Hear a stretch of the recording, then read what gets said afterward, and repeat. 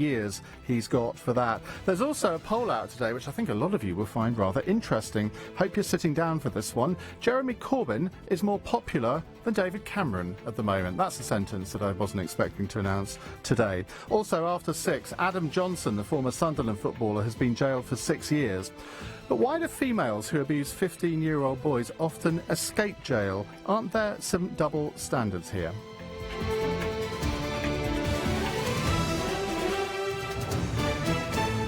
So imagine this, you've written your party's manifesto, widely considered to be the best researched and best written of all the parties. You've become the female face of the party, lauded for your media skills. Political pundits tip you for the top. Your party's outgoing leader resigns and nominates you as interim leader. And then, well, it all goes downhill, and 10 months later, having been nominated as a candidate for the Greater London Assembly elections, your party suspends you for 6 months for alleged disloyalty. Well, that's just happened to UKIP Suzanne Evans, a regular voice on this radio station, or perhaps I should say Suzanne Evans, formerly of UKIP. Well, Suzanne joins me in the studio for her first broadcast interview since her suspension yesterday afternoon. If you'd like to watch this interview, you can do so now at lbc.co.uk. Suzanne, welcome to Hello, LBC again. You've been suspended. Why?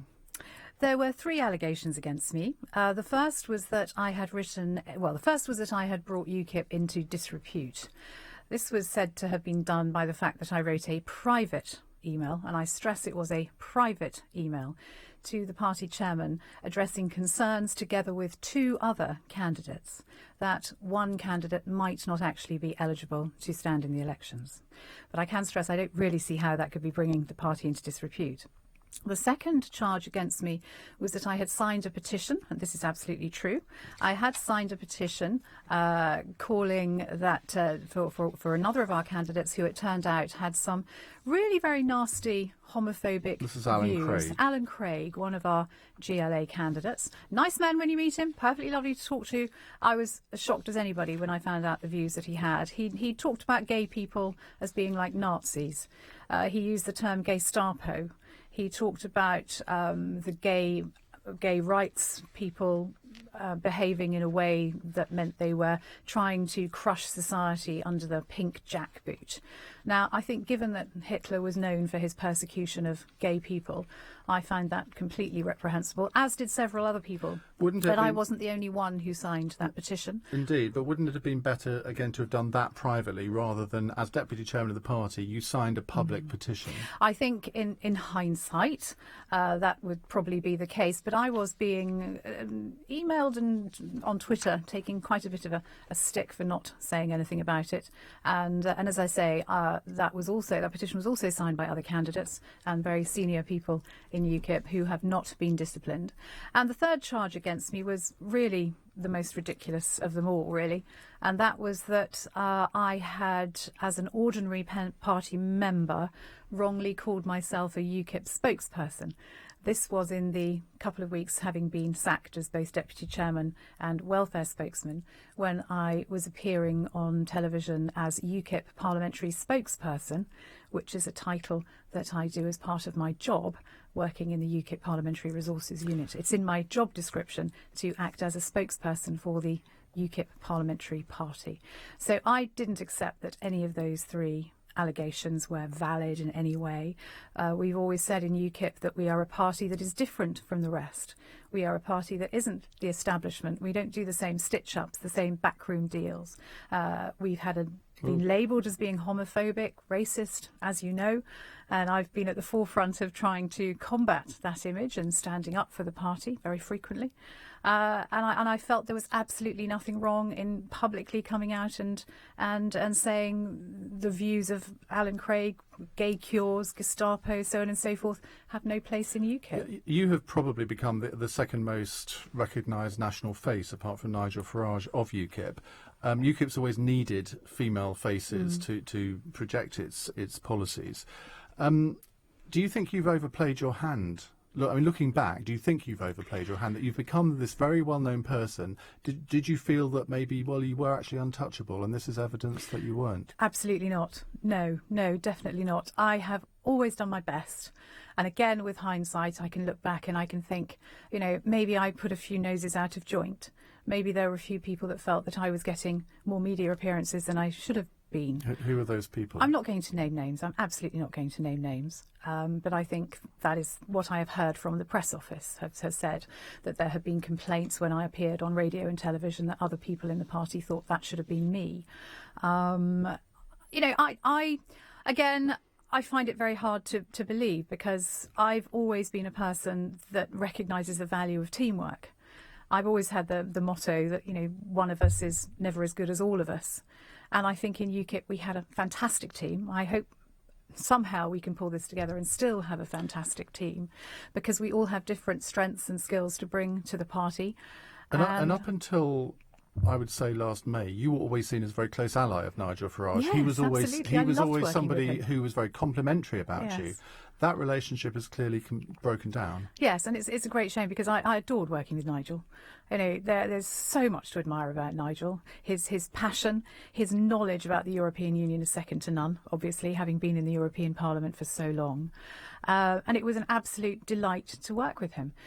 When I was writing the manifesto, I think there were only 2 subjects that we didn't actually see eye to eye on. But again, it was all dealt with very amicably, very sensibly.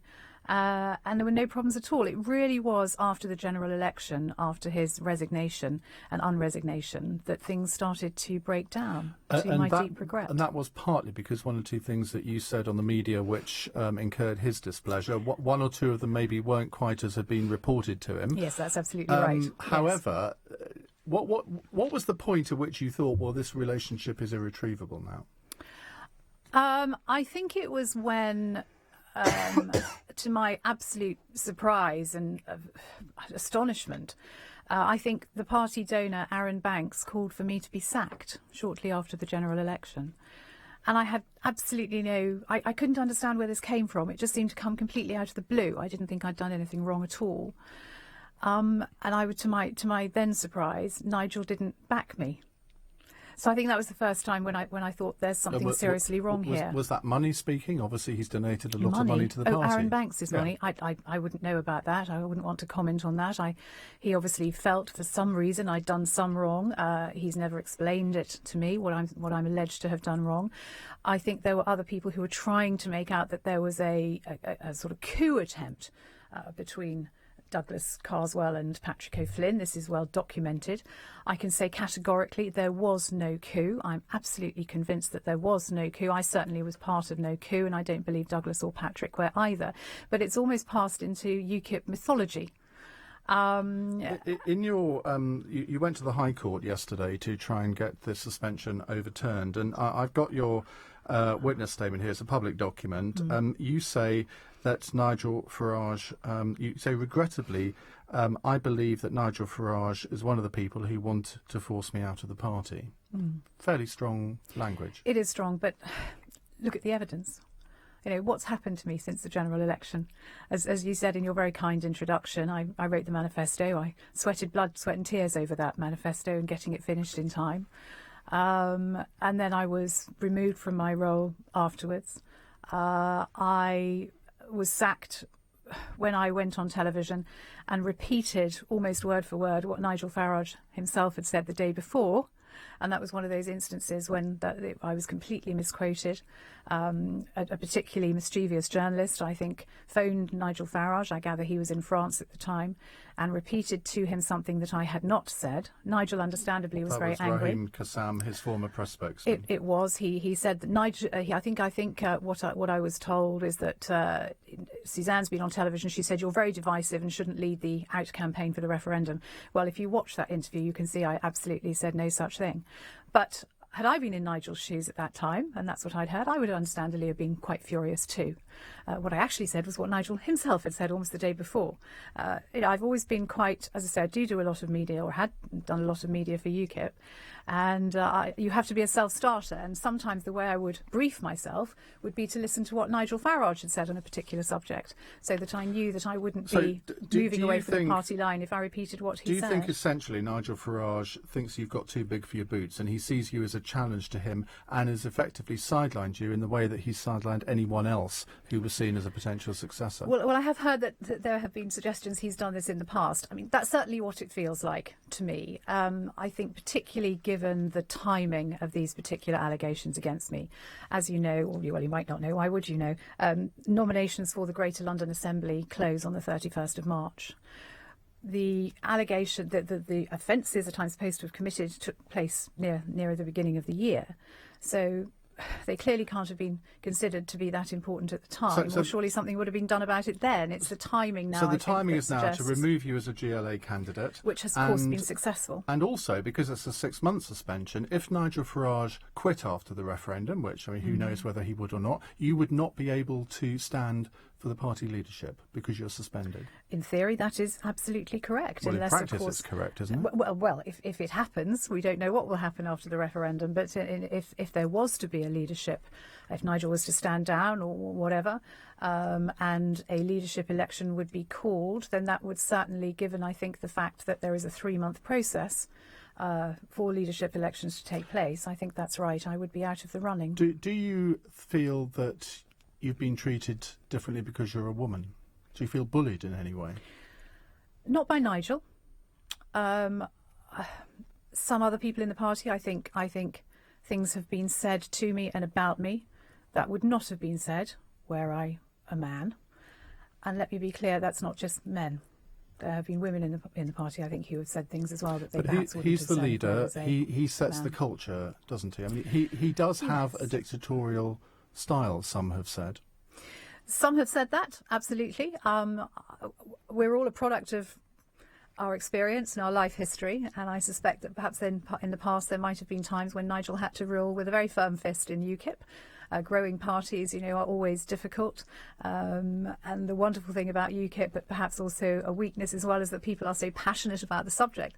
So we do feel very strongly about things. You are seen as part of a little grouping with Douglas Carswell and Patrick O'Flynn, and they've got you. Do you think they're going to go after Douglas Carswell next? I believe that if you look at the way Douglas has been treated, I think it's very poor. Sometimes members... when Douglas defected, it was absolutely fantastic, and we all had such a wonderful time campaigning in Clacton. When Mark Reckless defected, it was amazing, and it was very, very sad that he didn't get re-elected. They were very different times. Clearly, Nigel he's fallen out with Douglas Carswell, actually more than he's fallen out with you. I mean, if they can suspend you, they will be able to find a pretext to suspend him, surely. Well, I hope they don't. I mean, he is our MP. He is UKIP's sole MP, and I cannot tell you the value that brings to the party. He's our link to the legislature. He's our link to the House of Commons. That gives UKIP an inroad into Parliament that the party has fought for until that happens. So I think they'd be mad to go after Douglas. How much support do you think you have within UKIP? Because obviously Nigel is a very powerful character, but it seems to me over the last year that some support has ebbed away from him a little. Do you think there will be a grassroots movement to support you in this? Well, I think there has been already, which is really both lovely for me and very humbling as well, actually. A petition was set up yesterday to get me reinstated, and it's already attracted quite a lot of signatures. I think when I last looked it was around the 1,700 mark, which is phenomenally kind and overwhelming, actually. Well, I mean, I can see you're emotional about it, and I mean, anybody would be who's gone through this. I have to put to you a story that's appeared in the last hour on the Breitbart website. I don't know whether it's coincidentally timed to coincide with this interview or not, but it's headlined, "Exclusive. Suzanne Evans' lawyer threatened, quote, on instruction from client that she would publicly claim Nigel Farage beats his wife." Now, this relates to a telephone conversation that is alleged to have taken place 45 minutes before the court hearing yesterday between UKIP's lawyers and your legal representative. One of your legal representatives, Richard Hendren, allegedly said that you would include, quotes, bits about Nigel beating his wife and stuff in your witness statement for the court. Is that true? I think when you said this has been timed to coincide with this interview, you've hit the nail on the head. Just when I think Raheem can't stoop any lower, he pulls a stunt like this. Let me be absolutely crystal clear. I have absolutely no evidence whatsoever that Nigel Farage has ever physically assaulted anybody.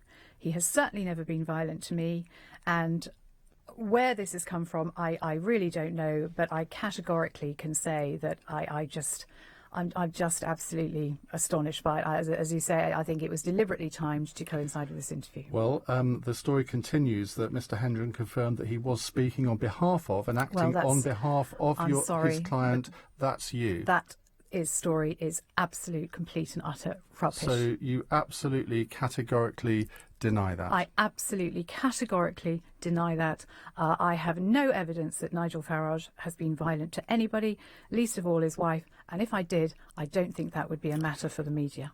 Michael Crick from Channel 4 News has just tweeted that your lawyer, Richard Hendren, has told him that he did tell the UKIP lawyers that the rumour that Nigel Farage beats his wife might appear in your witness statement. So let's just get this completely on the record. That. Richard Hendren has confirmed that.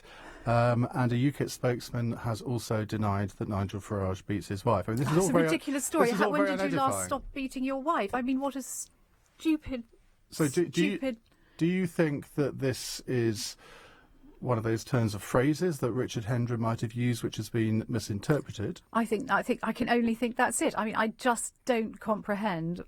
I mean, I just don't know where this has come from. So you have never had a conversation with Richard Hendren saying, if it comes to it, tell them we'll include this in the witness statement? Absolutely not. My witness statement, you have it in front of you. I stand by everything I said in my witness statement. It is all stuff that I can back up with evidence and all things that I have experienced myself. I am not about to get involved in anybody else's domestic arguments. Now you've been suspended. What happens now? Can you appeal? I have the right of appeal. I'm still actually waiting to hear from the party about my suspension. I've obviously read about it in the press, but they haven't actually notified me that I've been suspended.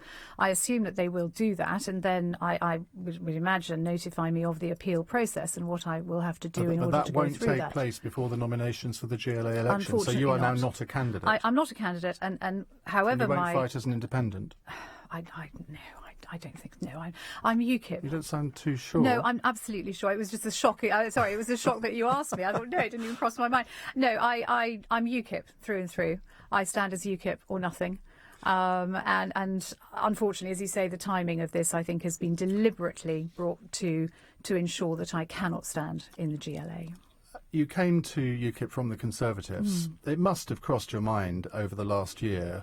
Why on earth did I do this? Shall I go back? Well, I have been asked back, but I have said no. I left. Who asked you? I'm not going to tell you that. Someone senior? I'm not going to tell you that. I left the Conservatives, ironically, because of a similar situation to this, when I saw somebody being bullied and the party wasn't prepared to do anything about it. So it does feel a little bit like out of the frying pan and into the fire. But I believe fundamentally in UKIP.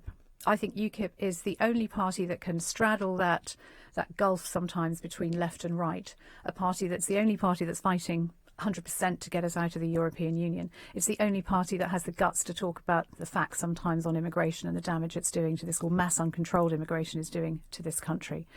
And I think there is a huge role for UKIP to play. But in order to do that, we have to broaden our appeal. We have to become a professional party. And unfortunately, I think that, I heard one journalist actually talk about what's happened in the last few weeks as growing pains for UKIP. I think that might be quite a nice way of putting it. I hope he's right. But we got 3.8 million votes at the general election. We have a referendum to fight. This is, for me, a horrible, horrible distraction I did not want. And talking of the referendum, and it's amazing we've got 20 minutes into this interview and haven't mentioned it yet, but there are two campaigns, two Leave campaigns. You belong to the, I always forget what they're called now, the Vote Leave one. Nigel Farage is basically instructing everyone else in UKIP to support the Grassroots Out campaign. That's obviously another source of friction between you. Isn't Nigel Farage playing a very dangerous game here in not wanting the two campaigns to unite? I believe he is. I think that I would very much like to see the two campaigns unite. If I'm absolutely honest, I would like there not to have been two campaigns to start with. I think it would have been very good if there had just been one campaign. And I know a lot of the members who've spoken to me feel very much the same. And why are there two? Is it because of Nigel's personality? Is it because Aaron Banks is coming up with the money and he won't go in with the other? I think you will have to talk to them about that. All I can say is that I volunteered my services to, well, originally what was leave.eu, Aaron Banks's leave.eu, and Vote Leave.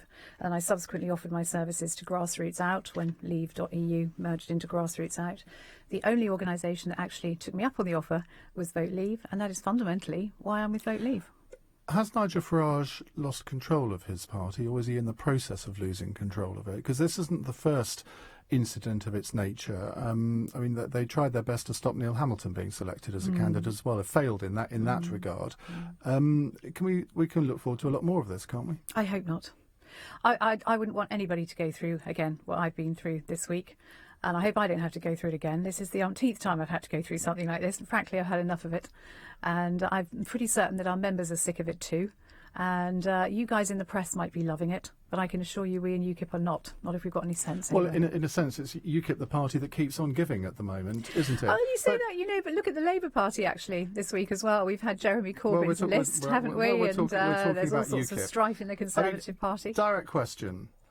Is it time, after the referendum maybe, is it time for Nigel Farage to let someone else have a go? I think it's a shame that Nigel didn't actually stick to his guns after the general election. And when he said he was going to stand down, and I've said before and I'll say it again, I asked him not to do it. I begged him not to do it. I said, Nigel, you don't need to do this. We have got an MP. That is a first, even though it's a shame we lost Mark Reckless. But we've got 3.8 million votes. That's a massive achievement. You've done great things with this party. You do not need to resign. But he was adamant at that point that he was going to. I think he also regretted that very quickly. I think it would have been better for him to have stood down. I think we could have had a leadership election. Nobody would have stood against him. Absolutely nobody. Or at least I'd be very surprised if anybody had. And then I think we would have a leader who everybody, knew we were behind. And I think it was the resignation and unresignation that unfortunately brought a little bit of insecurity into the party. Do you feel that the party can survive without him? I mean, if he did stand down. I think it could. I would hope, though, that he would never go away. You don't sound too sure. Well, I'm thinking, I can't imagine a UKIP without Nigel Farage being part of it somewhere. Scenario where he had stood down. He, as you know, suggested I be interim leader. One of the things that I would have fought for as interim leader would have been to get him a place in the House of Lords. And what power I would have had to do that is of course a question. But taking it on the basis that he had stood down, I think that would be a very fitting thing for him to do. And that's what I would have campaigned for. But I can tell you this, in those 3 months, if I had ever been interim leader, if I ever wanted to talk about anything in the party, Nigel Farage would have been my first point of call, beyond a shadow of a doubt. So after June the 23rd, whatever the result, I imagine there will be pressure on him to stand down. He may just do it of his own volition, maybe permanently this time. Would you want to be a leadership candidate in those circumstances? If Nigel Farage stood down, then I would like to put myself forward, yes. And again, I think that's possibly one reason why I have not, at the current moment, wouldn't be able to take up that opportunity.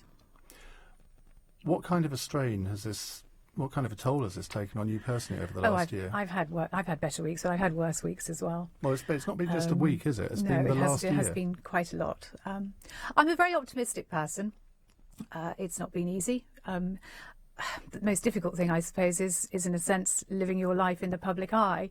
And I know very much through bitter first-hand experience that you mustn't believe everything you read in the papers.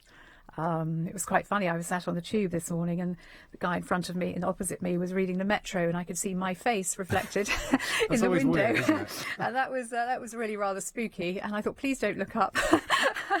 No, it's not easy. It's not easy. I think what's been most difficult, though, in all honesty, is this feeling that I'm walking on eggshells over the past 10 months every time I walk into a radio or a TV studio to try and do my very best for the party. And indeed, that interview when I was, supposed to have said Nigel was divisive, which I didn't, I remember thinking I'd done a really good job. And I remember walking out thinking, oh my goodness, what did I say about the Greek crisis? I talked about economics. It's not my strongest subject. Oh my goodness, I hope it was all right. And then I remember watching it back on the iPad and thinking, phew, yes, I think it was great. And then this bubble it burst about this other issue, which completely took me by surprise.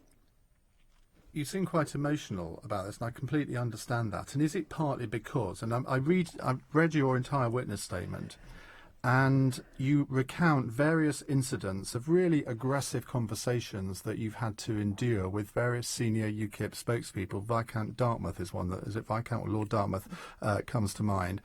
Do you feel that you've effectively been got at by a group of braying men? A group of what sort of men, sorry? Braying men. Braying men. Oh, goodness, no, it's not been that bad. Well, I mean, it reads like that from your witness it's statement. not been very pleasant. It's not been very pleasant. But and I think the incidents, you know, I've never been ganged up on, as far as I can tell, at any one time. Anyway, but there it's is been an more element of of a kind bullying, of isn't drip, there? drip, drip. I believe I've been bullied. Yes, there's no doubt about that. And does UKIP have a formal process for people who feel they've been bullied by people within the party? It's funny, you know, I've actually drafted an email asking that question. It's funny. I was doing another interview the other day, and with an MP, and they said something about, oh, you need a tough skin for politics, don't you? And I just remember saying, why? Because there's no room for bullying in any walk of life, let alone politics. And unfortunately, I think we've seen, I mentioned Labour and the Conservatives earlier, I think there is bullying in all political parties, I suspect, and there's no place for it. And I really do think the adversarial nature of politics, you know, which many women say they find very difficult to deal with, many women politicians find difficult to deal with. And there's a part of me that actually thinks, you know, we need some kind of exorcism of all this in politics across the board. It's adversarial, it's bitter, it's nasty. There's this first rule of politics: never apologise, never explain. I've never been able to understand that. If you've done something wrong, you put your hand up and say so. And I always think of Estelle Morris as being one of the politicians I most admire, actually, because she had the guts to say, when she was Education Secretary, that she didn't think she was doing a good job, and so she was going to stand down. And of course she was absolutely hounded by the press, but I actually saw there a woman who had the courage of her convictions and put her country first. And looking back, do you feel you've done anything wrong? I think I've made mistakes in the sense that I've perhaps been very naive. I have always, without exception, tried to do my best for UKIP because I love my party, and I think it's a great party, and I think the principles that we have are good ones that would benefit this country. But of course I've made mistakes. I mean, we all make mistakes. I am human. And that's perhaps another issue. I think perhaps people expect politicians not to be human, that we're on some pedestal and we all have to be 100% perfect all 100% of the time. But of course that's not what real life is like. Indeed. Well, Suzanne, I know this has been quite a difficult experience for you. Thank you very much indeed for joining us here on LBC and for putting your case. Well, I want to know what you think of what you've heard over the last half an hour. Has it changed your view of UKIP? Has it changed your view of Nigel Farage? Suzanne Evans thinks that she has been bullied. Well, this goes on, I have to tell you, in all political parties. What does it tell you about the body politic? 0345 6060 973 is the number to call. I'm Ian Dale. This is LBC. It's 5:32. News headlines with Ros Unwin.